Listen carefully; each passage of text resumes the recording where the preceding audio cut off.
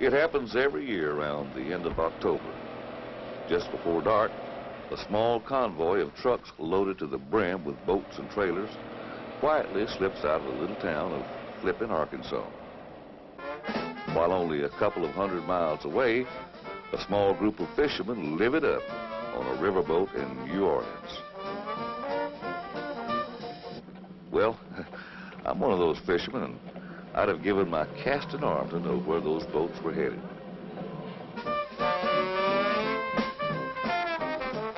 You see, while we wined and dined on New Orleans' finest, those trucks were slowly making their way to a mystery lake.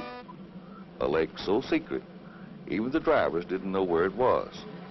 They wandered around all night around the country until just before daylight, they were told where to go.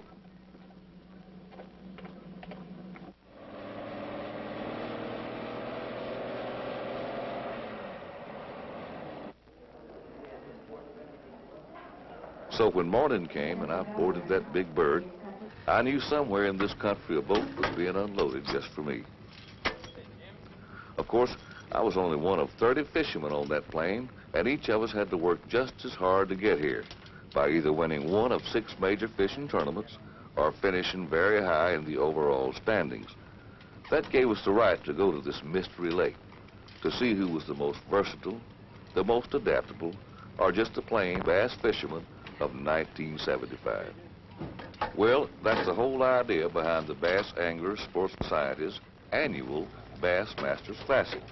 And I don't mind telling you, there were some mighty surprised faces when we finally pulled into the parking lot of the Carolinian at Nag's Head. Oh, that's when 30 of the world's greatest bass fishermen learned the mystery lake wasn't really a lake at all, but a place called the Currituck Sound.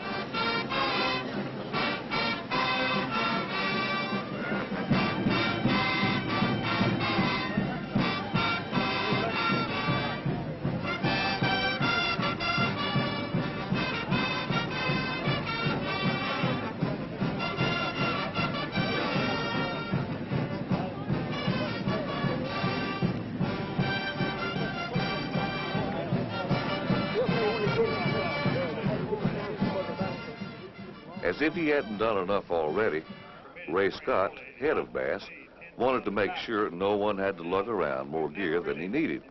You see, each angler can only bring 10 pounds of lures in those tackle boxes for the entire 3-day tournament. Well, Harold Sharp, another bass official, knew some of the guys didn't have more than a set of old bathroom scales at home. So he decided to bring along a set of his own. It's all done in fun, but it's another way of making sure everybody has an equal chance of winning. Anything over 10 pounds is considered a donation to help stock Ray and Harold's own tackle boxes. But let's face it, if Ray hadn't told him, Jim Houston might have never known those North Carolina fish didn't hit bricks.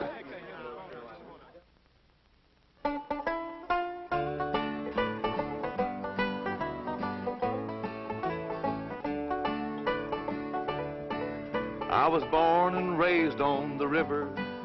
It's the only life I know. Folks around here have put a name on me, and I hear it wherever I go. They say, Bass Boy, hey, Bass Boy, what they hitting today, Bass Boy? The water and sun is a whole lot of fun for a carefree bassin' boy.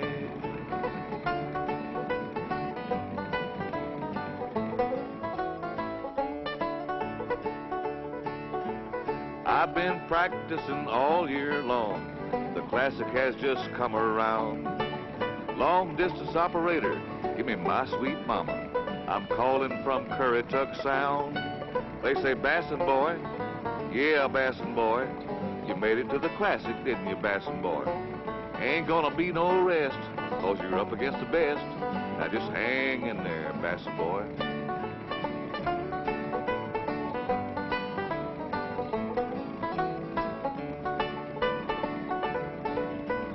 Out on the water at daylight, chucking worms and spinners and spoons, hoping and praying and hunting them hogs, 'cause the weigh-in's coming too soon.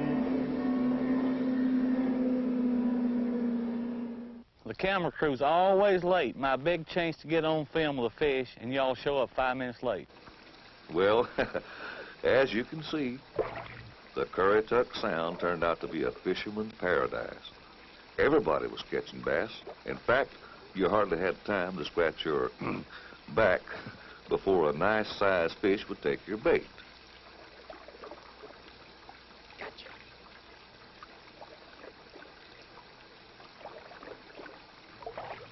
But I guess even if they weren't so plentiful, most of the guys would have found some anyway. For the most part, these fellas are the real pros of the fishing world. They're the ones who spend 365 days a year testing equipment, trying to find the perfect combination to bring in those big lunkers. Well, to them, it's more than just a hobby. It's a way of life, one that takes a special love and understanding for the nature of Mr. Bass, as well as a certain type of dedication from the angler. There's a lot of fish that can outfight bass, that pull harder and jump higher and jump more times and everything else, but there's just a definite challenge in bass fishing, and I'd rather fish for bass than any other type of fish. It changes daily. Most of the time, if you're going to fish saltwater, those fish are there. You know, they're there all the time. But it's not that way with bass fishing. They may be out there now, but 15 minutes from now, they may be somewhere else. Of course, there's a lot of fish that even get much, much larger than bass that some people prefer to fish for. But again, I'd rather fish for bass because of the challenge and because the darn things, when they want to be, they can be so hard to catch, and you don't catch them every time you go out. They'll fool you every now and then. Well, he's big and lazy. He doesn't have to eat that much. He can run out and pick him up a shad that weighs a half a pound, and he's satisfied for a day or two. For a smaller fish, can't eat something that big, and he's going to have to eat more often. That's why you catch more small fish, or one of the reasons. To compete in these tournaments, though, you have to be versatile. You have to know how to fish all different kind of baits, all different kind of water. It's just... You can't always fish the way you want to. You have to fish the way the bass can be caught. Mr. Bass changes. He changes constantly. Get a little front move in, and he just shuts off. You can't get him to hit. Like right now, I could be just catching fish like mad, and 5 minutes from now, it just shut right off. Nothing. I think I had a little fish there, mess with it then.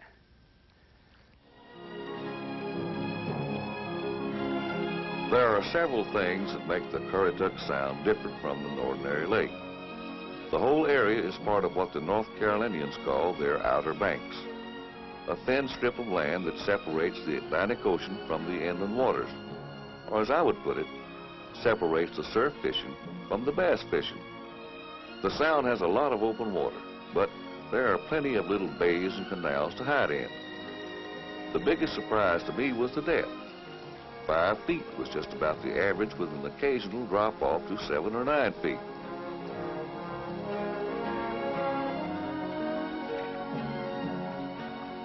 There was also a lot of grass. In fact, it was just everywhere. It made good cover for Mr. Bass. Oh boy, but was it hard on the fishermen. Sometimes bringing in an average-sized bass got to be a real chore. Get up out of that grass. He's not all that big, but I'm telling you, you can't hardly get him through that grass. If you ever get him planed off, you just keep him coming. Here he comes.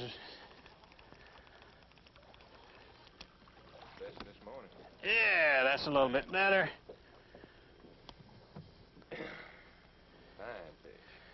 That's what you get. Look at that junk. If you could weigh in the moss, you'd have it made in here. 2.5 pounds of fish and 4 pounds of grass. In fact, just moving around caused more problems than it was worth. I know this grass must serve some kind of purpose. Fish hide under it something. This sure is a pain in the neck to handle with these trolling motors.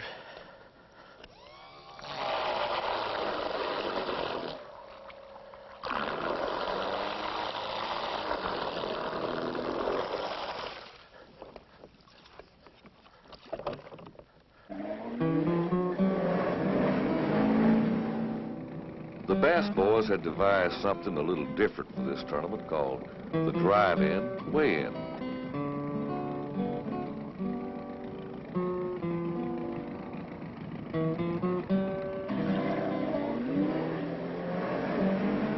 Instead of setting everything up at the dock, each of us was picked up, boated all, and taken back to the Carolinian where we could be with our family and friends.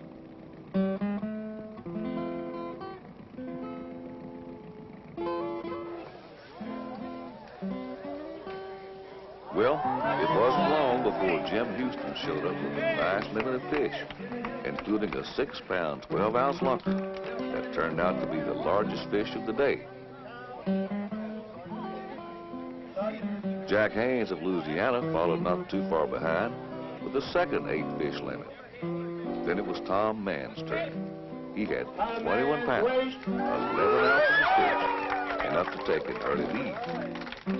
His 6-pound, 10-ounce lunker would end up at the second largest fish of the day.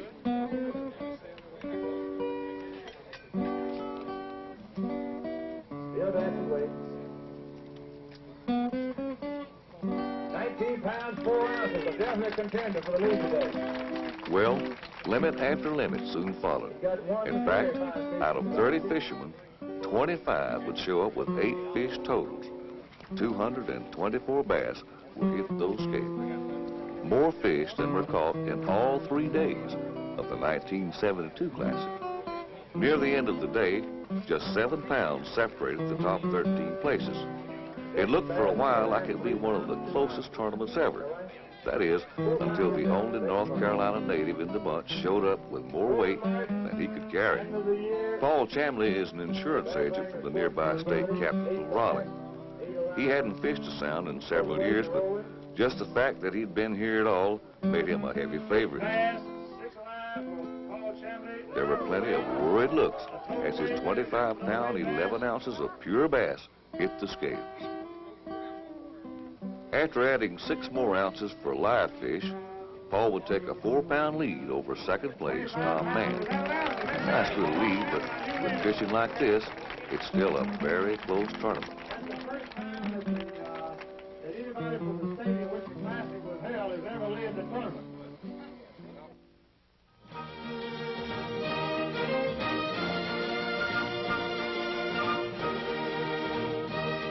It wasn't too bad when I started out that second morning, but if I'd known what we were headed for, I think I would have stayed close to the dock. Not more than 5 minutes after everybody got situated, the wind started to pick up, and I mean really pick up, gusting to a good 40 to 45 miles per hour. And as you might guess, with the rise in the wind came a sharp drop in the temperature. About all we could do was find a good protected area, like some pilings or a little bay, and tie ourselves down.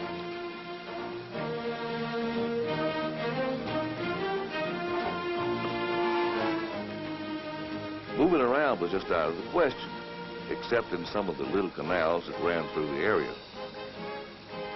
Of course, some of the guys were still finding fish, but they were smaller and a lot harder to catch than yesterday.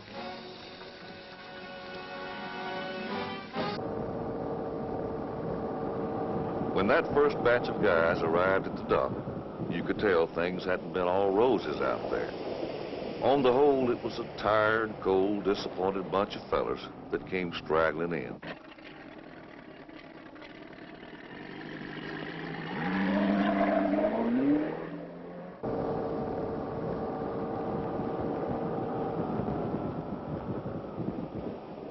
Only one of us had what you might call a smile on his face, and that was Paul Chamblee. Lloyd McIntyre started the weigh-in off with a bang. His total of almost 15 pounds jumped him well up in the standings.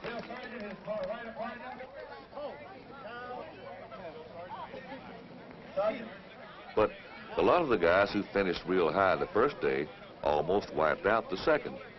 You could just about tell which ones they were by the look on their faces.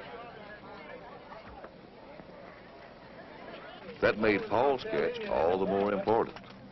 He only had 7 fish, 1 short of the limit, but it was good for more than 12 pounds. Judging from what had come through the line so far, it looked like a sure bet he would keep that lead. The biggest news of the day came from the oldest man in the tournament, Marvin Baker. His limit of 17 pounds moved him from 24th to 6th place to keep him in contention. A few of the other fellows, like Lee Thomas, also moved up in the standings with nice catches. But Dee was still a good 10 pounds off the pace Paul had set. Second place, Tom Mann, came in with a limit. But they were some of the scrawniest fish you ever saw and barely pushed the scales past 8 pounds. One of the biggest fish of the day was a 6-pound lunker caught by Phil Green. Unfortunately, Phil had little to go with it and couldn't gain any ground on the leaders. Then came the little fella from Louisiana, Jack Haynes. He only had 4 fish, but one of them was the largest of the day. His total of over 16 pounds pushed him into 2nd place. After that, everything was kind of downhill. A few of the guys, like Tommy Martin and Ricky Clunn, had good enough days to move up into the top 10. But Paul's 6-pound lead over Jack Haynes looked pretty good. But most of us were worried more with the weather than we were about Paul. To say that affected our fishing that day was putting it mildly. Boy, it was windy. I don't think I ever fished for bass in this much wind. Well, we started out this morning. We knew it was going to be small craft ones, but it wasn't too bad. I was in the first light this morning, so I was able to run early. 3 of us went single file way up above. We first got started out in the 2nd flight, and we got up far as the bridge, and it really got bad.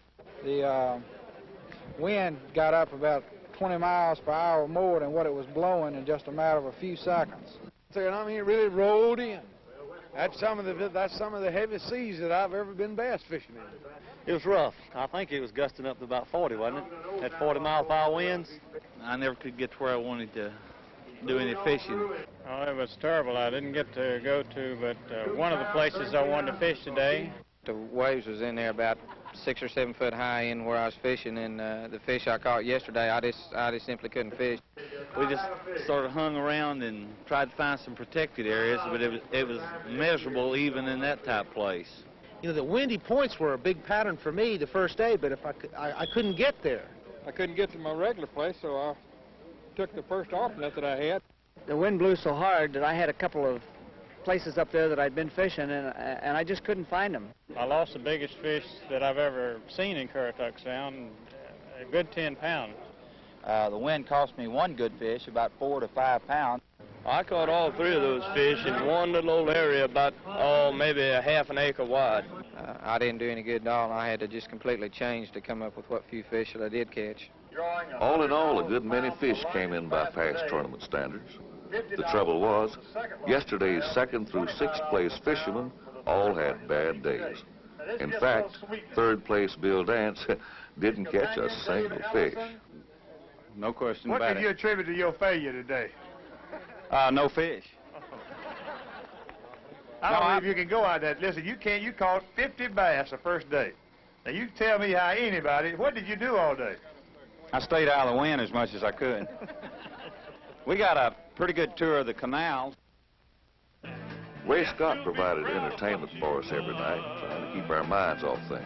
I don't mind telling you, after a hard day on the lake, it's a relief to get cleaned up, relax, and change to something a little more comfortable.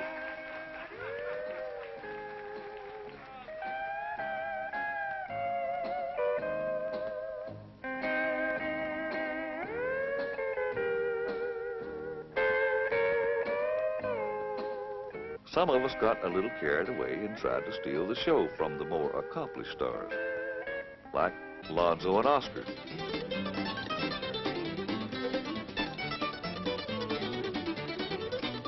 But in the end, real talent always wins out.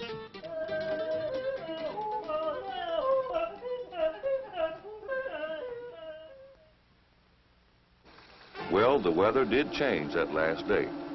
It got worse. The wind had dropped off a little from 40 miles per hour to maybe 35 or 36. But that certainly wasn't enough to help. If anything, it was colder and more miserable than the day before. But this is what professional fishing is all about. The ability to adapt with the circumstances.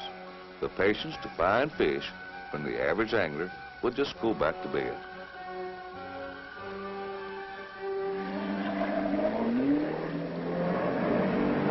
Well, 2 full days of wind played havoc with the water level, causing it to drop a couple of feet. Places that had been good fishing spots before were practically dry land now. To say it caught a lot of the anglers with their pants down was putting it mildly.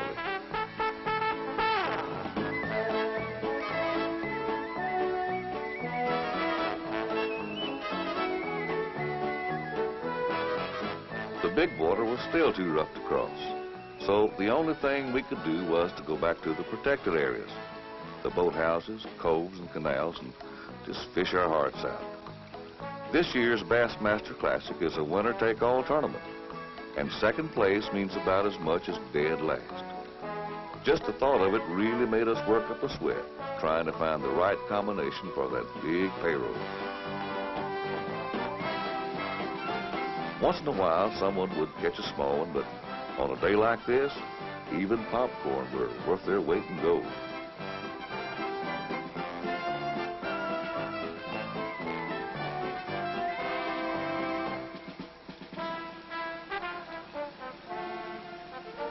The bad weather caused things to get pretty congested in those protected areas, especially in the canals, which were barely 20 yards wide.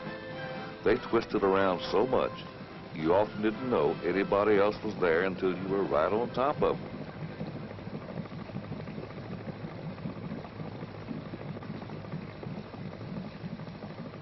When things got too crowded, one of the guys would quietly pull out his map and take off for what he hoped to be virgin grounds. We all knew that somewhere out there a big bass was waiting just for us, and he just had to be caught by 3 o'clock. Just like yesterday, the weigh-in started off with a bang. Bo Dowden brought in a whole limit of fish, but unfortunately, they were too little and too late. The rest of the news was just as dim, as a lot of us came in almost completely empty-handed. In fact, over 1/2 the guys had 1 fish or less.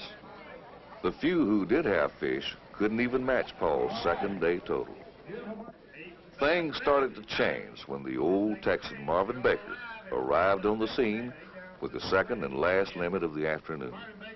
Marvin had been in a disappointing 24th place after the first day, but his refusal to give up was about to pay off. His smile was a lot bigger than his fish, but they were enough to give him a shaky lead of 1.5 pounds. Of course, most of the leaders, including Paul, still had to weigh in. One of them was coming through now. Tom Mann had limits the first 2 days, but only found 1 little fish when it counted. It was a sad way to end his 5th Classic bid. Then came Jack Haynes. He just had 6 fish, but you could tell from the looks of him he was going to take the lead. The only question was, how much? The scale settled on 12 pounds, 6 ounces, adding 6 bonus ounces for live fish. He had a 5.5 pound lead over Baker and almost 7 pounds over Chamblee. The little fella had surprised us all, but everybody wondered if it would be enough. Only 2 fishermen were left who could have any chance at all, and one of them, Lord McIntyre, came in empty-handed. That only left Paul, and word came he was on his way.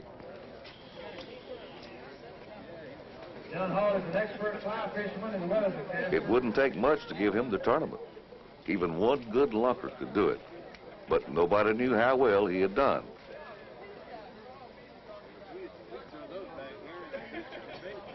Then it was out. Paul didn't catch a single fish all day. Jack Haynes had won the first tournament of his life. There wasn't a happier feller in North Carolina. No sirree. For 3 days' work, he earned $15,000. Not bad for a 25-year-old crop duster pilot in his first year as a professional fisherman. Have you ever been any higher than this? I've been up about 15,000 in this. Well, the other day we were up 38,000 or whatever it was, and I'm just about a cloud above that right now, I guarantee you. Let's have a nice hand for Jack Haynes of Louisiana, the new champion, 1975 Bassmasters Classic. We're real proud of you. Yeah, go ahead, honey. Plant one on me. I'll just have to get my kiss next year. Yeah, Bassett boy, lost out this time, didn't you, son? But now, come on, admit it. You did have a whole lot of fun. Well, just go on home now and pay it no mind, because, after all, Ray Scott done gave you a pat on the behind. Yeah, Bassett boy, you got it over your head this time, because you didn't think about Martin, Dance, Mann, Westmoreland, Chamblee and Daves, Baker, Green and Kruger and Clun, Roberts and Powell, Breckenridge and Ward, Thomas, Houston, McIntyre and Dowden, Sloan and Moore and Cook, Morris and Linder, and oh yeah, last of all but not least, little Jack Haynes.